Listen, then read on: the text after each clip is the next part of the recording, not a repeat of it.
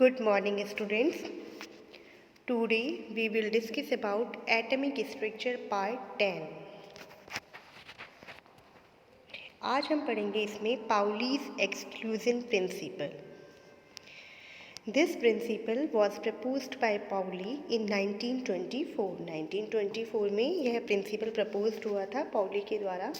In a general form, this principle states that in an atom any two electrons cannot have the same values of four quantum numbers.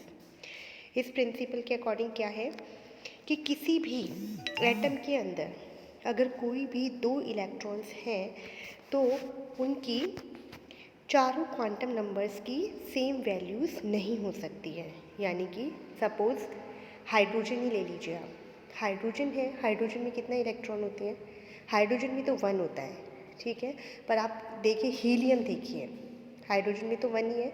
हमें बताना है यहाँ पे 2 electrons, कोई भी 2 electrons के लिए सेम वैल्यूज़ नहीं होंगी चारों क्वांटम नंबर्स की. अब हम हीलियम देखते हैं. सपोज़ हीलियम में 2 इलेक्ट्रॉन्स हैं. इलेक्ट्रॉनिक कॉन्फ़िगरेशन होता है उसका 1s2. अब आप देखिए 1s2 कॉन्फ़िगरेशन है तो 2 इलेक्ट्रॉन जो हैं वो s ऑर्बिटल में हैं. अब इनके लिए n यानी कि प्रिंसिपल क्वांटम नंबर की वैल्यू दोनों के लिए ही क्या हो जाती है? 1 हो जाती है. यानी कि सेम है, प्रिंसिपल क्वांटम नंबर सेम है. L की वैल्यू हम बताते हैं S में है तो S के लिए L की वैल्यू 0 होती है तो दोनों ही इलेक्ट्रॉन्स के लिए L की वैल्यू भी 0 हो जाएगी. ये भी सेम हो गई है. थर्ड आते हैं हम M पे.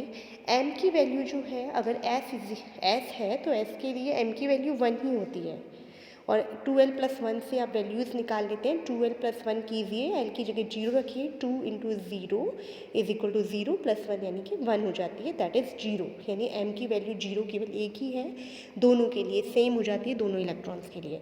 अब आइए आप, यानी कि तीनों क्वांटम नंबर्स क्या हो गई है? सेम हो गई है हीलियम के लिए. हीलियम में जो दोनों इलेक्ट्रॉन्स हैं उनकी, पर जो फोर्थ इलेक्ट्रॉन है यानी कि जो फोर्थ क्वांटम नंबर है यानी कि स्पिन क्वांटम नंबर.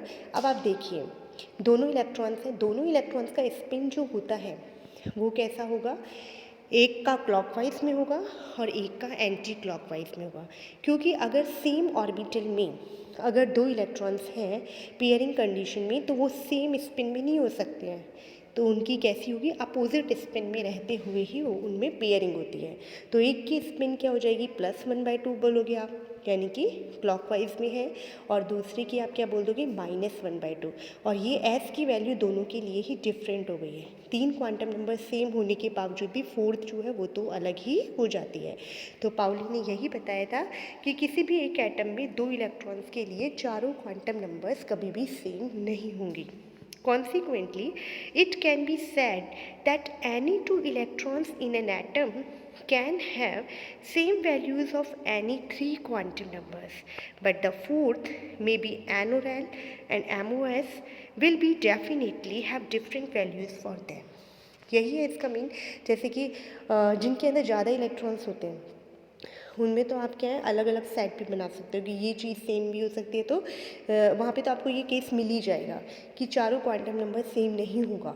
लेकिन आप ये देखिए कि जैसे मैंने हीलियम में बताया आपको, इनकी सेम ऑर्बिटल के अंदर पेयरिंग अवस्था में जब 2 इलेक्ट्रॉन्स हैं तो उनके लिए 3 क्वांटम नंबर सेम हो सकती है, लेकिन चौथी क्वांटम नंबर फिर भी डिफरेंट ही होगी. चौथी क्वांटम नंबर कुछ भी हो सकती है. वो आप किसी का भी इलेक्ट्रॉन, किसी भी एटम का इलेक्ट्रॉनिक कॉन्फ़िगरेशन बना के देखना और फिर उसमें 2 इलेक्ट्रॉन्स का पेयरिंग, 2 इलेक्ट्रॉन्स यानी कि हर इलेक्ट्रॉन के लिए सबसे पहले आपको क्या करना है? इलेक्ट्रॉनिक कॉन्फ़िगरेशन बनाना है. किसी का भी उठा लो आप, पीरियोडिक टेबल में से ऑक्सीजन का उठा लो, नाइट्रोजन का उठा लो, किसी भी एटम का उठा लो, और फिर आप ये देखिए कि उसमें जितने आप इलेक्ट्रॉनिक कॉन्फ़िगरेशन बनाएंगे फिर हर इलेक्ट्रॉन का, जितने इलेक्ट्रॉन्स हैं उसमें हर इलेक्ट्रॉन के लिए आप चारों क्वांटम नंबर्स का वैल्यूज़ लिखेंगे और फिर आप देखेंगे, कंपेयर कीजिए, आपको कोई भी एक ऐसा सेट नहीं मिलेगा कि जहाँ पे 2 इलेक्ट्रॉन्स के लिए चारों क्वांटम नंबर सेम हो सके.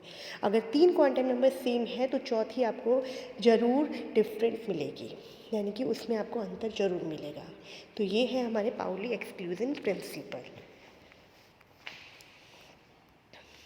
अब ये देखिए आप, for example in case of 2 electrons in 1s orbital, that is 1s2, it is configuration of helium atom, electronic configuration of helium atom 1s2, the values of n, l, m are same. इसमें अभी मैंने आपको समझाया था, इस case में क्या हो जाते हैं, यानी 1s ऑर्बिटल में 2 इलेक्ट्रॉन्स हैं जो कि हीलियम का कॉन्फ़िगरेशन, इलेक्ट्रॉनिक कॉन्फ़िगरेशन, इसमें दोनों इलेक्ट्रॉन्स के लिए 3 क्वांटम नंबर सेम हो गई हैं कि n भी सेम हो गया है दोनों इलेक्ट्रॉन्स के लिए, l सेम हो गया है, m सेम हो गया है, पर फोर्थ जो क्वांटम नंबर है that is spin quantum number, it is different for 2 electrons, इनकी दोनों ही इलेक्ट्रॉन्स के लिए इसकी वैल्यू डिफरेंट है।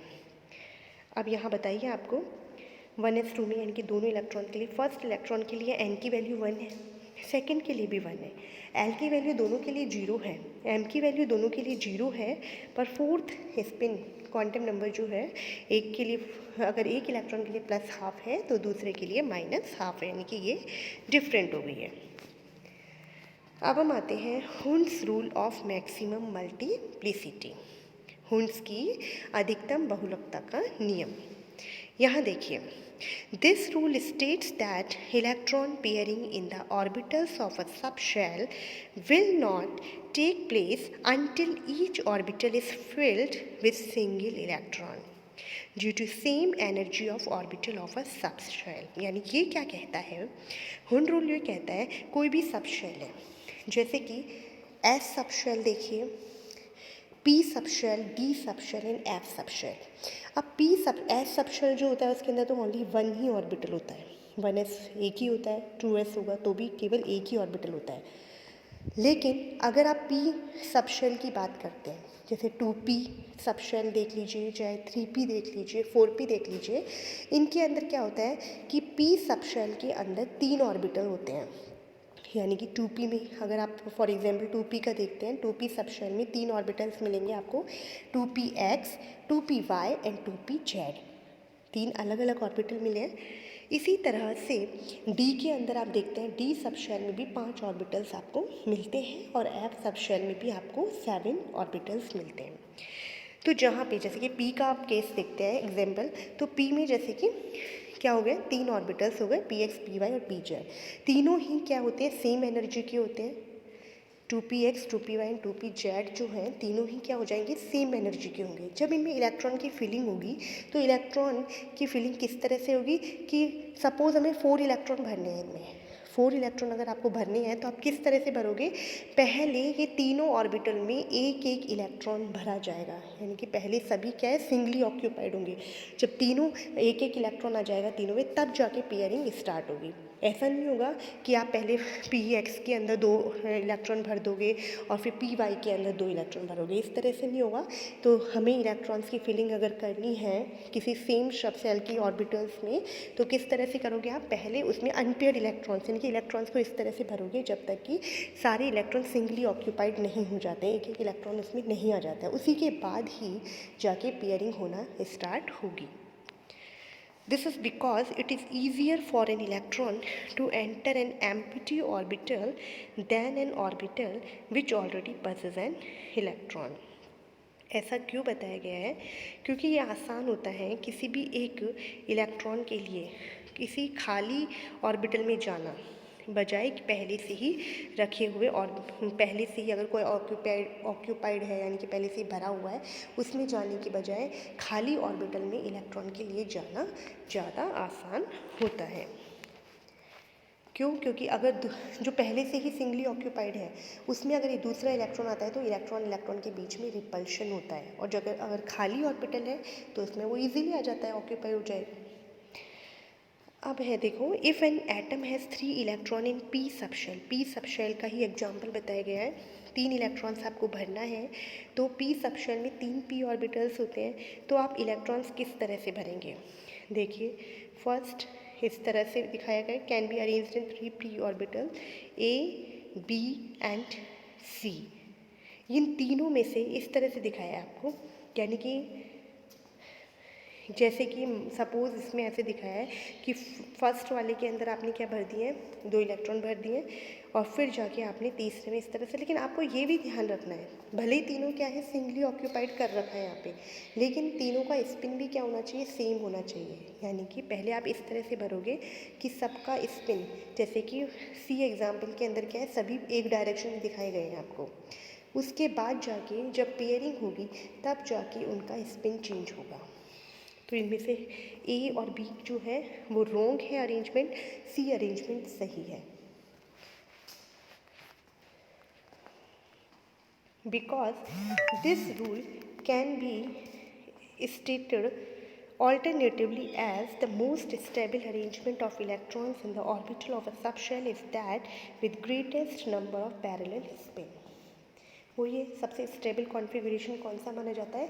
सिंगली ऑक्यूपाइड होनी चाहिए और वो भी एक ही जैसे स्पिन की होनी चाहिए, अलग अलग अपोजिट स्पिन की नहीं होनी चाहिए। पैरेलल स्पिन यानी कि एक जैसी स्पिन होनी चाहिए। अगर क्लॉकवाइज है तो क्लॉकवाइज, और अगर एंटी क्लॉकवाइज दिखा रहे हो आप तो एंटी क्लॉकवाइज होनी चाहिए तीनों में। It implies that before pairing starts, all the electrons of the subshell have the same spin। यानी कि पेयरिंग शुरू होने से पहले किसी भी सबशेल के अंदर जितने भी इलेक्ट्रॉन्स होंगे वो सेम स्पिन के होंगे, यानी कि पैरेलल होंगे। ये है हमारा हुन्स रूल ऑफ मल्टीप्लिसिटी, जो रूल है वो है। तो बच्चों आज आपने पाउली एक्सक्लूजन प्रिंसिपल पढ़ा है and Hund's maximum multiplicity rule पढ़ा है। इनके बेसिस पे हम इलेक्ट्रॉनिक कॉन्फ़िगरेशन, ये जो रूल्स हैं वो किसके लिए बताए गए हैं? इलेक्ट्रॉनिक कॉन्फ़िगरेशन, किस तरह से हम इलेक्ट्रॉनिक विन्यास, किसी भी एटम में जो इलेक्ट्रॉन्स होते हैं उन्हें अरेंज किस तरह से करते हैं ऑर्बिटल्स में, इसमें हमें इनसे हेल्प मिलती है। ओके, थैंक यू बच्चों।